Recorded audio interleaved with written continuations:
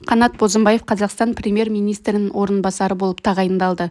Мемлекет басшысының жарлығымен Қанат Алдабергенұлы Бозымбаев Қазақстан Республикасы премьер-министрінің орынбасары болып тағайындалды. Ол бұрынғы атқарған лауазымынан босатылды делінген ақорда хабарламасында. Қанат Бозымбаев 1969 жылы Алматы қаласында дүниеге келген. 1993 жылы Қазақ мемлекеттік басқару академиясын экономист мамандығы бойынша тәмамдаған. Еңбек жолын 1993 жылы Эдем ЛТД жауапкершілігі шектеулі серіктестігінде экономист болып бастаған.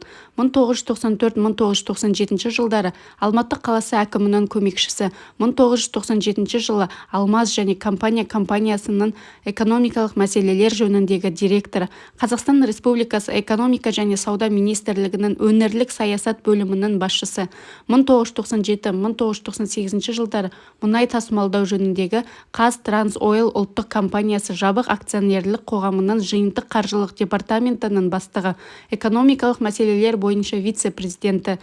1998-2000 жылдар аралығында Қазақстан Республикасы энергетика, индустрия және сауда министрлігінің мұнай және газ департаментінің басшысы, 2000 жылы Қазақстан Республикасының энергетика, индустрия және сауда вице-министрі, 2001 жылы Кегос ашық акционерлік қоғамының бірінші вице-президенті, 2001-2007 жылдар аралығында Кегос ашық акционерлік қоғамының президенті, 2007-2008 жылдар аралығында мемлекеттік активтерді басқару жөніндегі Самұрық холдингі акционерлік қоғамының басқарма төрағасы, 2008-2009 жылдар аралығында Кегос акционерлік қоғамының басқарма төрағасы, 2009-2013 жылдар аралығында Жамбыл облысының әкімі, 2013-2016 жылдар аралығында Павлодар облысының әкімі, 2016-2019 жылдар аралығында Қазақстан Республикасының энергетика министрі, 2019 жылы мемлекет басшысының жарлығымен Қазақстан Республикасы президентінің көмекшісі қызметін атқарды.